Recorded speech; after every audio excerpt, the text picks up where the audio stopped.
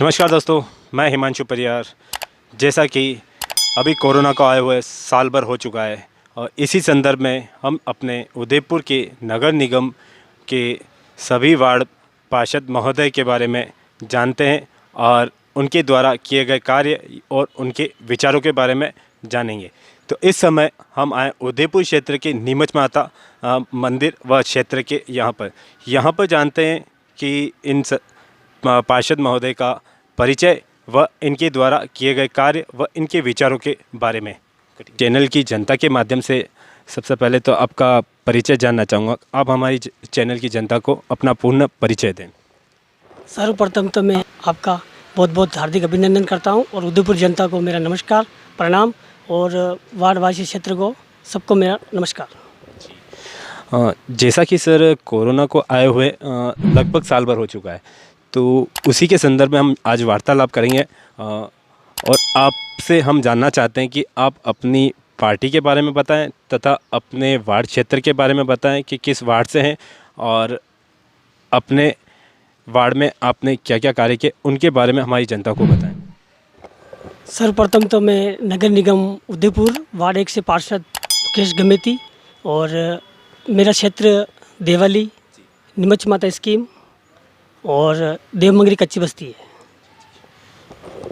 जैसा कि आपने अपना परिचय बताया था, तो सर हम जानना चाहेंगे कि कोरोना में आपने अपनी वार्ड क्षेत्र की जनता के लिए क्या क्या सेवाएं दी, उसके बारे में हम अपनी चैनल की जनता के माध्यम से आपके विचार जानना चाहते हैं। तो हमारी जनता को आप इससे अवगत कराएं कि आपने अपने वार्ड क्षेत्र में कोरोना में क्या क्या सेवाएँ दी। सर्वप्रथम जब मार्च महीने के अंदर कोविड-19 शुरू हुआ था, उदयपुर के अंदर बहुत कश्मकश चल रहा था। लोग बागों को कुछ पता ही नहीं चल रहा था क्या करें क्या ना करें। तो इस हालात में नगर निगम ने कोविड-19 के दरमियान 100 पैकेट भोजन के वितरण करने के लिए नगर निगम द्वारा मुझे दिए गए थे और वो उन लोगों को देने थे जो वास्तव में ज़रूरतमंद थे, जो शर्म के मारे बोल नहीं सके उनको। तो मैंने सही तरीके से सही ढंग से घर घर जाके एक लिस्ट बना के कि मुझे लगा कि ये ज़रूरतमंद है, तो उन लोगों को मैंने ईमानदारी के साथ 100 कट्टे तो वो वितरण करे। फिर उसके बाद नगर निगम द्वारा 350 पैकेट रोज़ सुबह, 350 पैकेट शाम को रोज़ जितने भी ज़रूरतमंद परिवार थे, मध्यम वर्ग के लोग भी थे उसमें, तो उनको रेडीमेड भोजन के पैकेट भी हमने दिए। और दूसरी चीज़ ये कहना चाहता हूँ कि मेरे वार्ड के बहुत अच्छे लोग बाग भी हैं यहाँ पे, कोई दानदाता भी है, उन्होंने अपने माध्यम से किसी ने 1000 रुपये दिए, किसी ने 500 रुपये दिए, ऐसे करके 2 भोजनशालाएँ भी लगाई थी मेरे वार्ड में।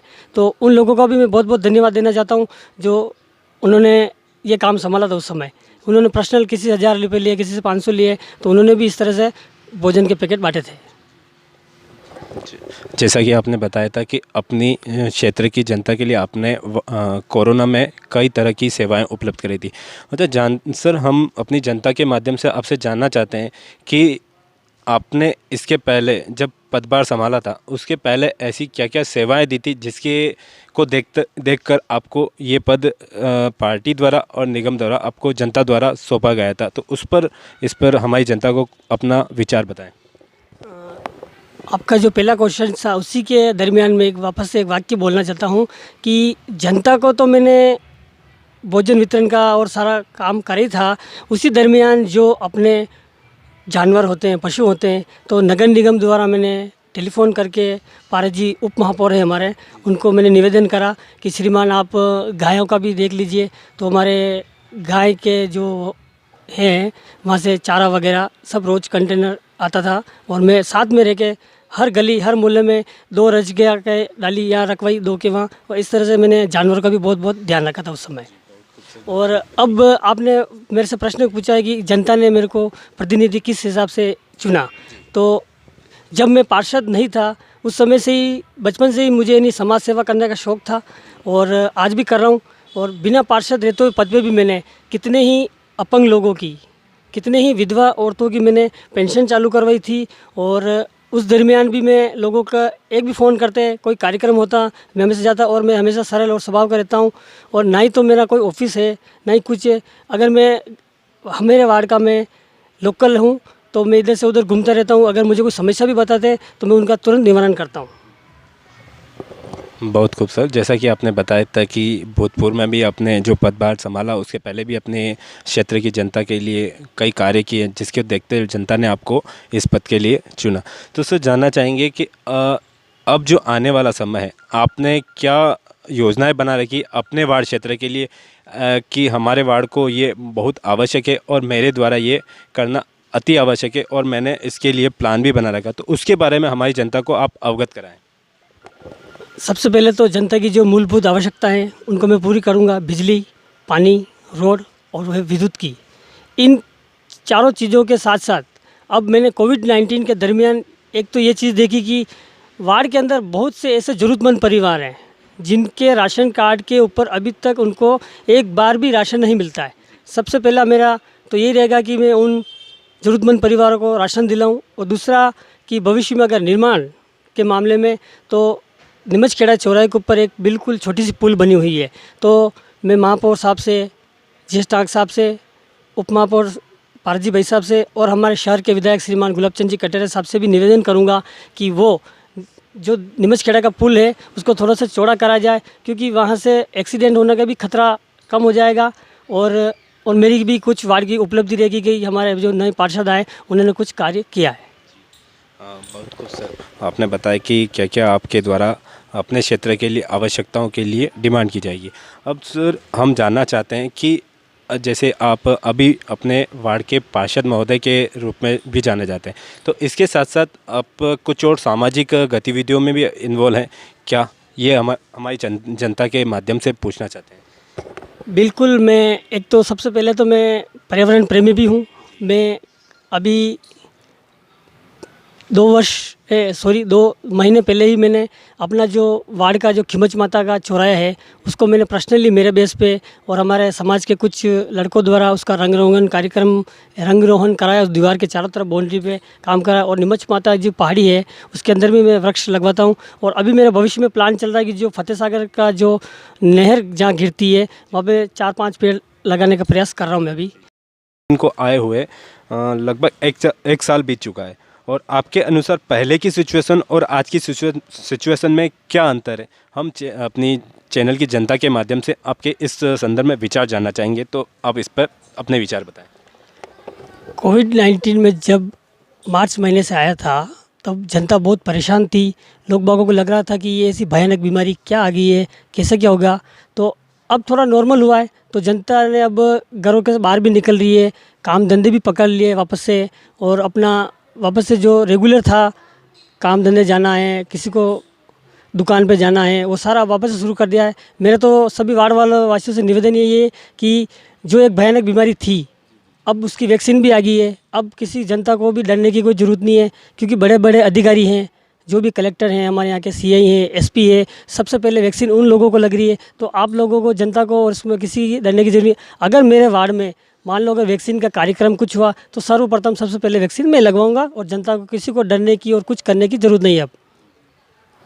तो सर जैसा कि आपने जनता को बताया था कि वैक्सीन आ चुकी है और हमारे जो बड़े बड़े अधिकारी हैं सबसे पहले उनको वैक्सीन लग चुकी है। अच्छा, इसी संदर्भ में एक सवाल जानना चाहेंगे, हम अपनी जनता के माध्यम से पूछना चाहेंगे कि क्या कोरोना में आपके क्षेत्र में या आपके वार्ड में कोई अगर पॉजिटिव आया था तो उसके लिए आपने अपने क्षेत्र में क्या क्या कार्य किए थे? कोविड-19 के दरमियान मेरे वार्ड में भी 2 लोग पॉजिटिव आए थे, तो उनका कॉल आया मेरे पास पूरे मोहल्ले का कि भाई साहब हमारे यहाँ पे कोविड-19 के पेशेंट आ गए और हमारे को भी कोविड हो जाएगा, ये हो जाएगा। तो सबसे पहले तो जो राजस्थान सरकार ने हमारे 2 पुलिस वाले लगाए थे, सबसे पहले मैंने नाकाबंदी करवा दी वार्ड के अंदर। कोई भी इस गली से उस गली जाएगा नहीं, राशन वगैरह समय पे सबको मिल रहा था। दूसरा कि मैंने उन परिवारों को उनका घर के अंदर नगर निगम द्वारा सैनिटाइज़र का कार्यक्रम करवाया मैंने कि भाई इसके घर को सैनिटाइज़र किया जाए, पहले उस मोहल्ले को सैनिटाइज़र किया जाए, ये काम भी करवाया मैंने। बहुत खूब, जैसा कि आपने बताया था अपने वार्ड के अंदर कोरोना पॉजिटिव आए हुए अपने वार्ड वासियों के लिए आपने काफ़ी अच्छी सुविधाएं करवाई थी। इसी संदर्भ में हम आगे जानना चाहते हैं कि जैसा कि कोरोना की केस अभी भी कुछ आ रहे हैं, तो इसके बारे में आपके क्या विचार है कि ये केस कितने होने चाहिए थे और क्यों आ रहे हैं, इसके बारे में अपने विचार बताएं। मेरा तो जनता से अनुरोध है, आज भी कोविड अभी भी ख़त्म नहीं हुआ है। वैक्सीन ज़रूर आ गई है, लेकिन अभी भी जनता से मेरा निवेदन है कि आप लापरवाही मत कीजिए। मुंह पे हमेशा मास्क लगा के रखिए, कहीं भी जाएं तो 2 गज की दूरी बनाए के रखिए, तभी हम इस कोविड से हम जीत सकते हैं। बाकी वैक्सीन भी आज लगा दी, मान लो अगले वालों के है वापस, तो रेगुलर ये चलता रहेगा। लापरवाही तो कहीं हमको करनी नहीं है। बिल्कुल इसके मामले में हमारे को सतर्क रहना है। वैक्सीन की जगह पे फिर भी वैक्सीन लगाने की ज़रूरत पड़े, उससे पहले हम सावधान रहें। सबसे बड़े सावधान रहें हम। बहुत कुछ सर, जैसा कि आपने बताया था कि वैक्सीन तो आ चुकी है, लेकिन अपनी सतर्कता बहुत ज़रूरी है। सर दूसरी बात और जानना चाहेंगे कि जैसे कि पीएम मोदी जी ने 16 जनवरी से पैन इंडिया वैक्सीन ड्राइव शुरू कर दी है। आपका इस विषय पर क्या कहना है? सबसे पहले तो मैं हमारे भारत के प्रधानमंत्री का बहुत बहुत धन्यवाद आभार करना चाहता हूँ कि उन्होंने इतने कम समय के अंदर ये वैक्सीन हिंदुस्तान में जो तैयार करी है। बहुत बहुत आभार और बहुत व्यक्त करता हूँ मैं, क्योंकि किसी देश ने अभी तक ये वैक्सीन तैयार नहीं करी और हमारे इंडिया ने वैक्सीन तैयार कर ली। और भारतवासियों को तो गर्व होना चाहिए कि नरेंद्र मोदी जी ने वो काम किया जो शायद ही दूसरा पीएम कर सकता है। और अब लोगों को और किसी को डरने की, किसी को चिंता करने की ज़रूरत नहीं है। बिल्कुल जहाँ जिस तरह से जो सरकार निर्देश दिए उस तरह से जनता भी अपने वैक्सीन लगाने का काम करेगी। बहुत खूब, जैसा कि आपने अपने प्रधानमंत्री जी के बारे में अच्छे विचार व्यक्त किए कि उन्होंने अपने देश का नाम रोशन किया और जितनी जल्दी वैक्सीन को उन्होंने सुचारू रूप से चालू किया। कई और देश होते हुए भी इंडिया का आज गौरवान्वित पल है कि वो एक आयात करता था, लेकिन अब अपने माध्यम से तैयार की गई वैक्सीन को आज निर्यात कर रहा है। ये वाकई में हमारे देशवासियों के लिए बहुत गौरव की बात है। हम जानते हैं दूसरे प्रश्न के बारे में। सर हम अगर उदयपुर वासियों की बात करें तो जिस तरह से लोगों ने बाहर खाना शुरू कर दिया है, इससे यह लगता है कि उदयपुर की जनता इस बीमारी को लेकर सीरियस नहीं है। तो इस विषय में आपका क्या विचार है? हमारी जनता को इसके बारे में बताएं। नहीं, ऐसा कुछ नहीं है। उदयपुर की जनता भी सीरियस तो है, लेकिन 100 में से 60% लोगों को आदत सी बनी हुई है कि शौक मौज करने का, बाहर से खाना खाने का। ये थोड़ा सा गलत है। अभी वैक्सीन आई है, लेकिन इसका मतलब ये नहीं कि आप बाहर खाना शुरू कर दो और ये कर दो। ठीक है, अभी और उसमें साल 6 महीना अगर रुक जाएगी पब्लिक तो कोई फ़र्क नहीं पड़ेगा घूमने फिरने से। इसलिए अभी थोड़ा सतर्क रहना तो अपन को पड़ेगा।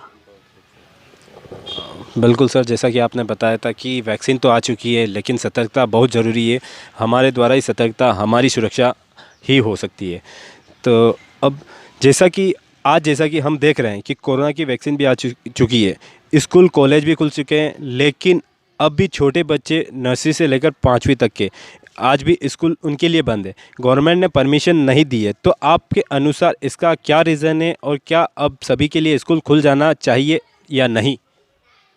जो भी भारत सरकार या राजस्थान सरकार ने सही डिसीजन लिया है। छोटे बच्चों को हम नहीं समझा सकते कि 1 कक्षा से लेकर 5वीं कक्षा तक स्कूल वास्तव में बंद रहने चाहिए। तो मेरा तो निर्णय ये है कि 1 साल स्कूल अगर और छोटे बच्चों का तो बंद कर देना चाहिए। क्यों कि बच्चों को अपन क्या समझाएंगे? घर के बच्चे अपने खुद के बच्चों को भी अपन नहीं समझा पा रहे, तो पेरेंट्स नहीं समझा पा रहे हैं। तो स्कूल में तो 50-50, 60-60 बच्चे एक क्लास में बैठे रहते हैं, तो वहाँ पे टीचर वगैरह को उनको भी बहुत दिक्कत आएगी। और मान लो अगर किसी एक बच्चे को भी अगर कोविड हो गया, कोरोना हो गया, तो वास्तव में वो बीमारी वापस फैल सकती है। बच्चों के लिए तो बिल्कुल मैं भी तैयार होगी, इस स्कूल को तो बंद करना ही चाहिए 1 साल के लिए। तो छोटे बच्चों का स्कूल, बड़े समझदार हैं उनके लिए खोल दिया, बहुत अच्छी बात है। बड़ों को तो खोलना ही चाहिए स्कूल। सर जैसा कि आपने बताया था कि बच्चों के अभी तक स्कूल नहीं खोलना चाहिए, ये वाकई में है, क्योंकि बच्चे अभी पहली नर्सरी से लेकर 5वीं तक के बच्चे इतने समझदार तो नहीं होते कि वो अपने अच्छे या बुरे के बारे में स्वयं निर्णय कर सके। तो इसके लिए हमारी सरकार ने जो निर्णय लिया है उनके लिए ये वाकई में एक सोचने वाली बात है कि वाकई उनके हित के लिए लिया है। लेकिन कहीं ना कहीं किन अभिभावकों के दिमाग में रहता है कि हमारा बच्चा नहीं पढ़ेगा तो वो पीछे रह जाएगा। तो इसके बारे में आप क्या विचार रखते हैं? नहीं, ये आप पेरेंट्सों की बहुत गलत धारणा है। 1 साल में ऐसा कुछ नहीं हो जाएगा। जो आप बच्चे को स्कूल भेजते हो वो क्रिया आप बच्चों को घर पे पढ़ाइए ना, उसमें प्रॉब्लम कहाँ आ रही है? आप घर पे बच्चों को पढ़ा दीजिए। पेरेंट्स आजकल यानी 99% हर बच्चे के माता पिता पढ़े लिखे रहते हैं। आप बाज़ार से बुक्स लेके आइए और घर पे अपने बच्चों को बुक्स पढ़ाइए, तो उसका मस्तिष्क वैसे चलेगा, दिमाग वैसे चलेगा, तो उनको कहाँ परेशानी आएगी। बहुत खूबसूरत, जैसा कि आपने बताया था कि इसमें अपने पेरेंट्स की ही सजगता देखी जाएगी, क्योंकि पेरेंट्स अपने बच्चों को घर पे भी पढ़ा सकते हैं। ये आपने बहुत अच्छा विचार व्यक्त किया कि स्कूल तो एक माध्यम है, सबसे पहला गुरु ही माता पिता होते हैं, तो वो ही उनके हित के लिए ज़्यादा सोच सकते हैं। तो स्टार्टिंग में अगर एक साल अगर उनको अपने घर पे ही स्टडी दी जाए और उनको पढ़ाया जाए तो ये भी वाकई में बहुत अच्छा सराहनीय है कि उनके हित के लिए। जैसा कि आगे बढ़ते हैं। सर, रात का कर्फ्यू श्रीमान अशोक जी गहलोत द्वारा हटा दिया गया है, तो राजस्थान से आपका इस विषय पर क्या कहना है? श्रीमान राजस्थान सरकार के जो हमारे अशोक जी गहलोत साहब हैं, उन्होंने रात का कर्फ्यू हटा दिया, लेकिन बहुत ही गलत काम करा ये। रात को कर्फ्यू अगर थोड़े दिन और रह जाता तो ठीक रहता, क्योंकि रात को कर्फ्यू रहने से बहुत कुछ फ़र्क पड़ रहा था उस समय कि जनता 7 बजे अपने अपने घरों में रहती थी और उससे क्या कोविड नहीं फैलेगा। तो अब क्या है कि वापस वो का वही रूल्स हो गया, वो का वही हो गया। वापस फतेह सागर पे आप चले जाइए, सैलो की बाड़ी चले जाइए, सुगाड़े सर्कल पे चले जाइए, वही 100 150 की मात्रा में लोग ग्रुप बना के बैठे हुए हैं। तो ये रात का कर्फ्यू तो मेरे हिसाब से तो रहना ही चाहिए था। 6 से ज़्यादा नहीं तो शाम को 8 बजे से सुबह 8 बजे तक का तो करना ही चाहिए था। बहुत खूबसूरत, जैसा कि आपने अपने विचार व्यक्त किए थे कि अभी भी जनता की सुरक्षा के हित को देखते हुए और भीड़ को नियंत्रण और जनता को नियंत्रण करने के लिए रात का कर्फ्यू 8 बजे से सुबह 8 बजे तक रहना चाहिए था। बहुत खूबसूरत। जैसा कि हम आगे बढ़ते हैं, लॉकडाउन कोविड-19 से जो हमारी इकोनॉमी पर इफ़ेक्ट आया है, तो क्या हम अपनी इकोनॉमी को पूरी तरह से सुधारने में सक्षम हो पाएंगे? इसके बारे में हमारी जनता को अपने विचार बताएं। देखो, ये परेशानी तो आई है सारी जनता को, सभी जान रहे हैं, मीडिया भी जान रही है, देश के प्रधानमंत्री भी जान रहे हैं, राजस्थान के मुख्यमंत्री भी जान रहे हैं, हमारे यहाँ के विधायक साहब भी सब कुछ जान रहे हैं। लेकिन ये एक भयानक बीमारी थी। अगर हम इस बीमारी का अगर सामना नहीं करेंगे और कुछ दिन अपन ने नहीं कमाया, इनको नहीं बढ़ी अपनी, तो उससे कोई फ़र्क नहीं पड़ेगा। पहले अपना जीवन ज़रूरी है, जीवन ज़रूरी है। पैसा तो अपन 1 साल बाद भी कमा लेंगे, इसलिए थोड़ी बहुत तो प्रॉब्लम हमारे को झेलनी पड़ेगी, इसमें कोई राय नहीं है। जैसा कि आपने बताया था कि जीवन सबसे ज़्यादा ज़रूरी, लेकिन आपके विचार के अनुसार हमारी जनता के माध्यम से आपसे पूछना चाहेंगे कि क्या इस पर ऐसा कार्य किया जाए सरकार और जनता के हित के लिए कि अपनी इकोनॉमी को अपन मेंटेन कर पाएँ या वापस सुचारू रूप से उसको एक स्थिति में ला पाएँ? इसके बारे में आप अपने क्या विचार व्यक्त करते हैं? इसके लिए तो अब जो राजस्थान सरकार जो गाइडलाइन देगी उस हिसाब से अपन सर को वापस से कार्य शुरू से आरंभ करने पड़ेंगे अपन को। अगर किसी को टैक्स देना है तो देना पड़ेगा, और जो परमिशन गवर्नमेंट देती है कि आप 5 मजदूरों से वापस से काम अपना शुरू करवाइए, तो 5-10 मजदूरों से काम शुरू करवाइए। अगर किसी को 50 का ऑर्डर दिया है तो 50 से काम शुरू करवाइए। तो 6-7 महीने और अपने को तकलीफ देखनी पड़ेगी, उसके बाद जो पहले जैसा था भारत, वैसे भारत वापस से बन जाएगा। जैसा कि आपने बताया था कि एक सीरियल वाइज अपने कार्य क्षेत्र में धीरे धीरे आप आगे की योजनाएं बनाकर अपनी इकोनॉमी को बढ़ा सकते हैं। जैसा कि तो सर, हम जानते हैं नेक्स्ट आगे के कुछ सवालों के बारे में। आज भी कई लोग अपनी इकोनॉमी को बढ़ाना तो चाहते हैं, पर डिजिटल बिजनेस के बिना डिजिटल मार्केट को सही मायने में यूज़ करना भी ज़रूरी है, तो इस विषय पर आपका क्या कहना है? बिजनेस बढ़ाना चाहते हैं तो बढ़ाइए ना, उसमें दिक्कत कहाँ आ रही है उनको। अगर कोई प्रॉब्लम है तो उनको गवर्नमेंट को बताना चाहिए। डिजिटल है तो थोड़े दिन तो डिजिटल रहेगा ही रहेगा। जी। जैसा कि डिजिटल मार्केटिंग आजकल क्या है कि आप देखेंगे तो टोटल ऑनलाइन का ज़माना हो गया है, डिजिटल का ज़माना हो गया है। तो उसके बारे में आप अपने क्या विचार व्यक्त करते हैं? नहीं, अब भारत में सब पढ़े लिखे लोग बाग हैं, इसमें कोई दिक्कत नहीं आ रही है। आजकल हर काम ऑनलाइन हो रहा। बैंक से आप पैसा निकालो तो भी ऑनलाइन हो रहा, बैंक में पैसा जमा कराओ तो ऑनलाइन हो रहा, कहीं शॉपिंग करने जाओ तो भी ऑनलाइन हो रहा। तो ऑनलाइन तो बहुत ही अच्छा सिस्टम है, इसमें समय भी बचता है लोग बागों का, ये काम तो होना ही चाहिए। जैसा कि आपने बताया था कि समय भी बचता है और ये काम अब आने वाले समय के लिए भी होना चाहिए। जैसा कि हमने सर्वे किया है और उस सर्वे में पाया कि उदयपुर में व्यापारी सड़कों की खुदाई को लेकर परेशान है, तो आप इस विषय में क्या कहना चाहेंगे? देखिए सर, उदयपुर जनता से मेरा तो अनुरोध है कि अगर अपन घर में भी कुछ काम करवाते हैं तो थोड़ा बहुत तो नुकसान अपन को झेलना ही पड़ेगा। अगर ये आज सड़कें खुद रही है, कुछ भी कार्य हो रहा है नगर निगम द्वारा, हमारे उदयपुर में स्मार्ट सिटी का, तो थोड़ा बहुत तो हमारे को झेलने पड़ेगा। और 6-7 महीना 2-4 महीने की देरी है। जब ये सड़कें खुदी हुई सारी सड़कें रिपेयर हो जाएगी, जहाँ जहाँ हमारे सीवरेज लाइन का काम चल रहा है सब काम हो जाए। ये काम हो किसके लिए? ये जनता के हित के लिए काम हो रहा। थोड़ी बहुत तो परेशानियों का सामना जनता को भी करना ही पड़ेगा, बाकी बिना परेशानी के तो कोई काम हो नहीं सकता। आज अगर मेरे वार्ड में भी अगर मैं एक नाला भी बनवाऊँगा तो वहाँ पे गिट्टी भी डालूंगा, रोड भी जाम होगा। थोड़ा बहुत तो उनको देखना, या तो आप विकास देख लीजिए, यहाँ पे थोड़ा बहुत परेशानी देख लीजिए, तो काम तो करवाने पड़ेगा। जैसा कि आपने बताया था कि कुछ तालमेल तो बैठाना ही पड़ेगा, जिससे आपका भी हित हो और आने वाला फ्यूचर भी सेफ हो। बस जनता के माध्यम से एक सवाल पूछना चाहते हैं हम कि ऐसा अभी जो देखा जा रहा है कि उदयपुर का मेन पार्ट जो मेन सिटी एरिया है वहाँ पर सारी सड़कें खुदी हुई है और जनता काफ़ी परेशान है। उनको आज जाने के लिए अगर किसी क्षेत्र में सिटी में जाना पड़ता है, जो ओल्ड सिटी है उदयपुर की, अगर जाना पड़ता है तो काफ़ी समय लगता है और बहुत परेशानी होती है और यातायात भी बहुत प्रभावित होता है। तो निगम के द्वारा ऐसी कोई सुविधा या ऐसी कोई योजना निकाली जाए कि उन आने वाले सिटी क्षेत्र में जो ओल्ड उदयपुर में, तो जनता को पहले से पता रहे कि हमें इस क्षेत्र में जाना है और ये क्षेत्र बंद है, तो हम इन रास्तों से जा सकें। क्या ऐसी सुविधाएँ की जा सकती है? बिल्कुल भाई साहब, आपने बहुत अच्छा सवाल पूछा। इसी सवाल के ऊपर नगर निगम की बोर्ड मीटिंग हुई थी, वहाँ पे भी ये डिस्कस हुआ था कि ओल्ड सिटी के अंदर यातायात बहुत है, बहुत तंग गलियाँ हैं। तो वहाँ पर हमारे शहर के विधायक श्रीमान गुलाब चंद जी कटारिया, उप महापौर पारजी सिंघवी साहब और महापौर जी एस टांक ने एक डिसीजन लिया है कि ओल्ड सिटी के अंदर ई रिक्शा चलाने का। तो मुझे लगता है कि बहुत जल्दी ई रिक्शा चालू कराने का कार्य हो जाएगा।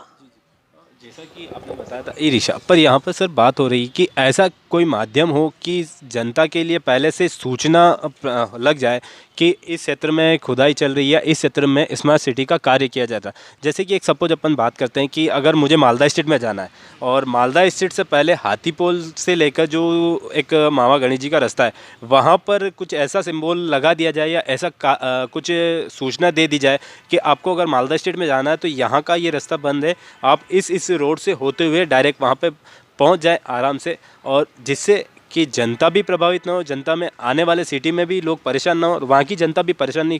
हमारा पूछने का तात्पर्य ये था, तो इस पे बारे में आप क्या विचार बताएं? जी बिल्कुल, अच्छा सवाल है आपका कि जनता बहुत परेशान होती है कि जाना उनको उधर रहता है, उधर से आगे से बंद रहता है। तो हाथीपोल पे अगर मालदा सिटी में काम चल रहा है तो हाथीपोल पे ऐसा कोई पोस्टर वगैरह लगाना चाहिए कि आगे खुदाई का काम चल रहा है, 15 दिन 20 दिन के लिए यहाँ पर बंद रहेगा, ऐसा करना चाहिए। और मेरा तो निवेदन है जो स्मार्ट सिटी के ठेकेदार हैं उनसे भी कहता हूँ मैं कि जो जिस गली को और एक गली को ले रहे हो तो एक रोड को और एक गली को पहले कंप्लीट करके आगे निकलो। आप सब उदयपुर की सारी रोड मत खोदो, एक सीरियल वाइज चलो आप, तो उससे कोई जनता को भी प्रॉब्लम नहीं रहेगी और काम में भी आसानी रहेगी। अब मान लो इधर भी खोद दिया उधर भी खोद दिया, ये गलत है। एक गली को लो, एक रोड को लो, एक मोहल्ले को लो आप। बिल्कुल सर, आपने जैसा बताया कि एक पहले किसी भी कार्य को करने के लिए एक स्ट्रीट ले लें या एक मोहल्ले को ले लें, लेकिन अभी उदयपुर में देखा जाए तो सब तरफ से खुदाई चालू है। जनता के लिए कोई समय या कोई नियम नहीं है कि उनको देखते हुए, यातायात को देखते हुए सिस्टमेटिक कार्य किया जाए और लोगों को पहले से बता दिया जाए। आपने जैसा कि बताया था कि आपके द्वारा एक निगम के द्वारा बोर्ड मीटिंग की गई है और जनता की सुविधाओं के देखते हुए आगे आने वाली उसके लिए कुछ योजनाएं लाई जाएगी। तो सर हम हमारे चैनल की जनता के माध्यम से आपका बहुत धन्यवाद करते हैं कि आपने अपना कीमती वक्त दिया और हमारी जनता को अपने विचार भी बताए और उनको आने वाले समय के लिए कुछ संदेश भी दिया। इसी के साथ हम मिलेंगे नए वीडियो के साथ में, नए महोदय के साथ में। नमस्कार।